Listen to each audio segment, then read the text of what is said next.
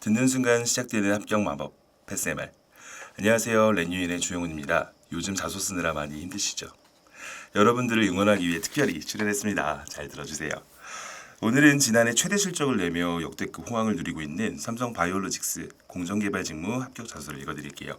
이 자소서는 유인이가 어렵게 구한 자소서고요. 제가 첨삭한 학생은 아니에요. 그거 미리 말씀드리면서 시작하도록 하겠습니다. 에세이 첫 번째입니다. 삼성 바이오로직스를 지원한 이유와 입사 후 회사에서 이루고 싶은 꿈을 기술하십시오. 부작용 없는 항암 치료를 꿈꾸다. 지난 7월 삼성 바이오로직스는 면역 항암제 개발 기업인 S기업과 면역 관문 억제제 PD-1 항체에 대한 CDO 계약을 체결했습니다. 암에 대한 치료 수준이 많이 높아지긴 했지만 여전히 신체 내 부작용과 재발 가능성에 대한 뚜렷한 해결 방안이 제시되지 못한 상황입니다. 이러한 이유로 면역 항암제를 통한 항암 면역 치료는 기존 항암제와 비교했을 때 부작용 및 재발 가능성이 낮아 암 치료의 두각을 나타내고 있습니다. 몇 년 전 어머님께서 유방암 판정을 받으신 후 수술 및 치료 등의 투병 과정을 지켜본 경험이 있습니다. 투병 과정에서 계속되는 구토와 다른 부작용으로 인해 힘들어하시는 모습을 보며 부작용 없이 안전하게 암을 치료할 수 있는 치료제에 대한 관심과 흥미를 가졌습니다. 학부 기간에는 바이오 분야와 관련된 전공 및 교양 수업을 수강했습니다. 항암 면역 치료에 관련된 연구를 진행하고 있는 자대 연구실의 학부 연구생으로 들어가 관련 논문들을 공부하고 바이오 공정 중 DNA 재조합, 세포 배양 및 정제 등의 과정을 경험하며 전문성을 높였습니다. 관심과 흥미를 통한 전문성을 바탕으로 저는 삼성 바이오로직스의 생산 공정을 담당하고 싶습니다. 삼성 바이오로직스가 자랑하는 세계 최고의 생산 설비와 기술력과 함께 사망률 1위 질병, 암을 정복하는 부작용 없는 안전한 면역 항암 치료제 개발에 앞장서고 싶습니다. 에세이 두 번째입니다. 본인의 성장 과정을 간략히 기술하되 현재 자신에게 가장 큰 영향을 끼친 사건, 인물 등을 포함하여 기술하시기 바랍니다. 그리고 작품 속 가상인물도 가능합니다. 변화를 통해 슬럼프를 극복하다. 중학교 때 항상 반에서 1, 2등을 놓치지 않으며 공부에 대한 큰 자부심을 가지고 있었습니다. 고등학교도 전교 30위권으로 입학해 특별반까지 들어가며 승승장구할 것만 같았습니다. 그러다 1학기가 끝나고 성적이 크게 떨어지며 큰 슬럼프를 경험했습니다. 성적이 떨어지니 반 친구들의 시선도 달라지는 것 같았고 자존심과 자신감 역시 무너지며 심적으로 너무나도 힘든 상황이었습니다. 저는 슬럼프를 극복하기 위해 상위권 친구들의 공부 방법을 관찰해 보았고 제 방식을 바꾸기로 결정했습니다. 우선 기존에 저는 내용 정리보단 문제만 많이 푸는 공부를 했습니다. 그러다 보니 틀에 벗어나는 문제에서 막히며 점수를 잃곤 했습니다. 그래서 교과서에 실린 내용과 수업 시간에 필기한 내용을 꼼꼼히 보면서 노트 정리를 시작했습니다. 투자 시간은 늘었지만 노트 정리 덕분에 내용을 좀 더 자세하게 공부할 수 있었고 응용력이 요구되는 문제에서도 자신감을 가질 수 있었습니다. 둘째, 저는 쓸데없는 자존심 때문에 모르는 문제를 친구들에게 물어보지 않고 제 방식대로 이해하고 넘어가곤 했습니다. 하지만 그 이해가 틀리는 경우가 많았고 관련 문제에서 어려움을 겪었습니다.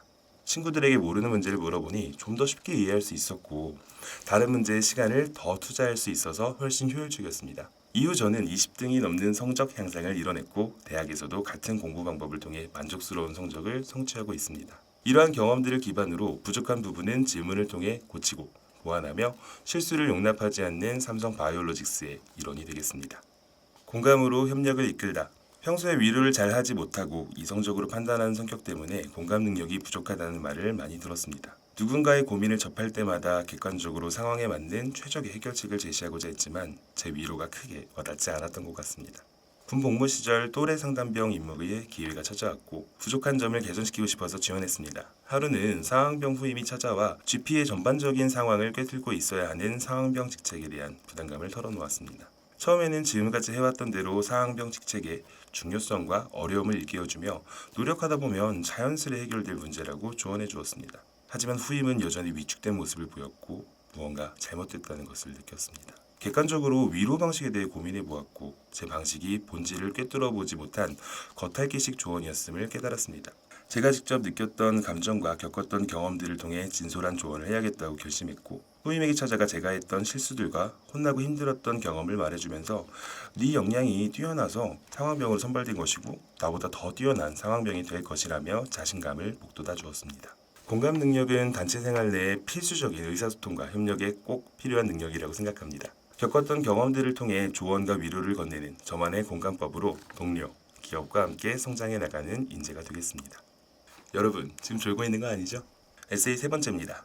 최근 사회 이슈 중 중요하다고 생각되는 한 가지를 선택하고 이에 관한 자신의 견해를 기술해 주시기 바랍니다. 신뢰는 바이오 산업의 미래. 2017년 한국의 65세 이상 노인 비중이 14세 미만 유소년 비중을 앞서며 고령화 사회에 진입했습니다. 정부는 이러한 변화에 따라 제약 바이오 산업을 미래 먹거리 산업으로 꼽았으며 국민들의 관심 역시 높아지고 있습니다. 저는 제약 바이오 기업들이 신흥 산업을 이끌어가고 있으며 앞으로도 책임감을 가지고 국민들의 믿을 수 있는 의약품을 공급해야 한다고 생각합니다. 지난해 제약 바이오 산업에선 좋지 않은 이슈들이 연달아 터지는 사고가 발생했습니다. 우선 K사는 판매 중인 골관절염 치료제에 대한 품목 허가를 받는 과정에서 식약처에 허위 자료를 제출한 혐의로 논란이 있었고, S사, H사, B사에서는 각자 개발 중이던 약품의 유효성 검사에 문제가 생기며 임상시험이 중단되는 안타까운 상황이 발생했습니다. 더군다나 현재 전 세계를 마비시키고 있는 코로나19 바이러스에 대해 몇몇 기업들이 실현 가능성에 대한 검증 없이 이른바 묻지마 인상 신청을 남발하며 무리한 정보 흘리기로 주가 상승을 노린 것이 아니냐는 의심마저 받고 있습니다. 제약 바이오 산업은 한국뿐만 아니라 전 세계적으로도 촉망받는 산업입니다. 미국은 물론 중국과 일본 등 주변국에서도 각자 장점을 살려 경쟁력을 키우고 있습니다.